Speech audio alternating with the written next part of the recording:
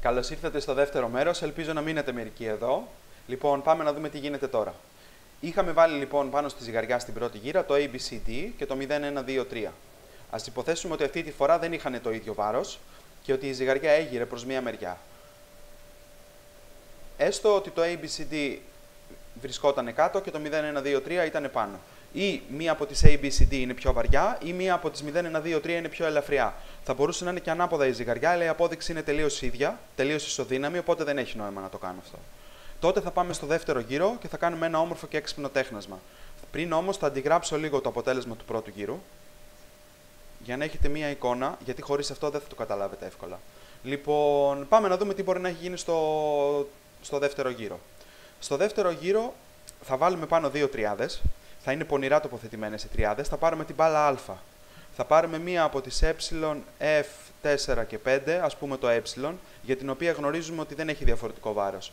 Και θα κάνουμε μία μικρή αλλαγή. Θα πάρουμε το 0 από το δεύτερο μέρος του ζυγού και θα το πάμε στο πρώτο. Και όμοια θα πάρουμε το β από το πρώτο μέρος του ζυγού και θα το πάμε στο πρώτο. Και το 1-2 θα τα κρατήσουμε ως είχαν. Θα μπορούσε να είναι το 1-3. Δεν έχει σημασία αυτό. Τότε το αποτέλεσμα της ζύγησης μπορεί να παραμείνει ίδιο, σε μία πρώτη περίπτωση. Μπορεί τώρα να ανατραπεί η ζυγαριά και να αλλάξουν τα πράγματα, ή μπορεί και να ισορροπήσει μετά από την αλλαγή που κάναμε. Θα σας τα κάνω και τα τρία ξεχωριστά. Ας υποθέσουμε λοιπόν ότι στην πρώτη γύρα ότι ο ζυγός παρέμεινε ίδιος. Και ότι το αποτέλεσμα ήταν να μείνει η ίδια η ζυγαριά στη δεύτερη γύρα, όπως και στην πρώτη δηλαδή. Τότε για ποιο λόγο έμεινε η ίδια όμως? Εμείς κάναμε κάποιες αλλαγές. Μήπως οι αλλαγές που κάναμε δεν επηρέασαν? Για παράδειγμα, το 0 δεν μπορεί να έχει επηρεάσει τα πράγματα. Ούτε και το β. Επίσης, ούτε και το ε μπορεί να έχει επηρεάσει τα πράγματα. Αυτό αφήνει ή το α ή το 1-2. Τι σημαίνει αυτό? Ή το α είναι πιο βαριά μπάλα και γι' αυτό δεν αλλάξανε τα πράγματα, ή το 1-2, μία από τις δύο δηλαδή, είναι πιο ελαφριά. Με αυτή τη γνώση θα πάμε κατευθείαν στον τρίτο γύρο και θα βάλουμε πάνω στο ζυγό το 1 και το 2, θα τα ζυγίσουμε και ή θα μας βγει η ζύγιση ότι είναι ίσες, άρα η α είναι η πιο βαριά, ή δεν θα μας βγουν ίσες και θα μας βγουν άνισες, οπότε μία από τις δύο σίγουρα είναι η πιο ελαφριά και ανάλογα με το αποτέλεσμα θα έχουμε βρει την μπάλα μας. Για παράδειγμα, εδώ πέρα είναι η 1, θα μπορούσε να είναι και ανάποδα, θα μπορούσε να είναι και έτσι και να είναι η 2 η πιο ελαφριά. Οκ, λοιπόν, το κλείσαμε και αυτό και τώρα θα πάμε να δούμε το δεύτερο σενάριο του δεύτερου γύρου, στην περίπτωση δηλαδή που τα πράγματα έχουν αλλάξει. Τότε έχουν αλλάξει επειδή μία από τις 0 και β έχει επηρεάσει το αποτέλεσμα. Οι 1 και οι 2 που μείνανε στις θέσεις τους δεν θα μπορούσαν να έχουν αλλάξει το αποτέλεσμα, όπως επίσης και η ε δεν θα μπορούσε να έχει αλλάξει το αποτέλεσμα, όπως επίσης και η α δεν θα μπορούσε να έχει το αλλάξει το αποτέλεσμα αφού δεν μετατοπίστηκε.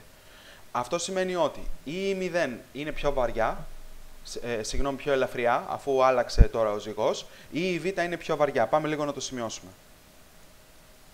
Έχουμε λοιπόν και λέμε ότι η γνώση για τον τρίτο γύρο, την οποία αποκομίσαμε από το δεύτερο, είναι ότι ή το β είναι πιο βαριά ή το 0 είναι πιο ελαφριά. Και παίρνουμε μία μπάλα για την οποία γνωρίζουμε ότι είναι αδιαχώριστη και ομοιογενής με τις υπόλοιπες, τις 11 που ξέρουμε, την ε για παράδειγμα, παίρνουμε και το 0, τη ζυγίζουμε, ή θα είναι ίσες, άρα το συμπέρασμα είναι ότι βρήκαμε τη β ότι είναι πιο βαριά, ή θα είναι άνισες, οπότε αν είναι άνισες, τότε σίγουρα η 0 είναι πιο ελαφριά και θα είναι αναγκαστικά έτσι. Δεν υπάρχει δηλαδή σενάριο να είναι η 0 πιο ελαφριά και να είναι κάτω. Η ζυγαριά θα είναι έτσι. Και κλείσαμε και αυτό το σενάριο.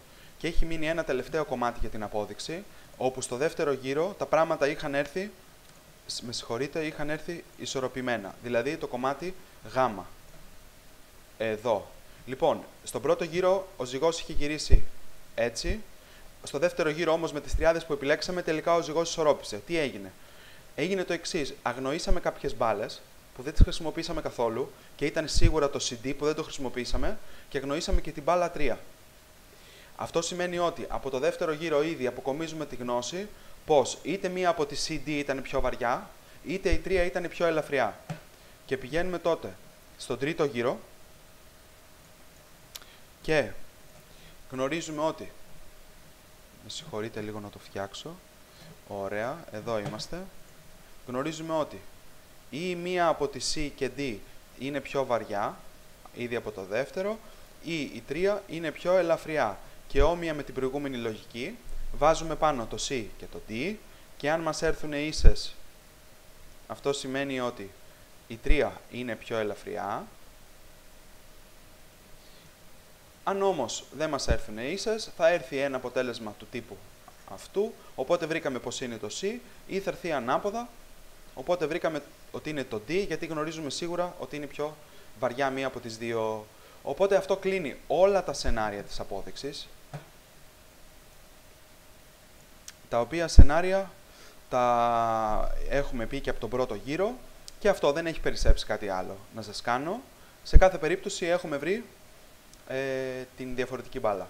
Ελπίζω να σας άρεσε και ελπίζω να έχω χρόνο να κάνω και κανένα άλλο βιντεάκι. Αν έχετε ιδέες μπορείτε να μου τις πείτε. Σας χαιρετώ.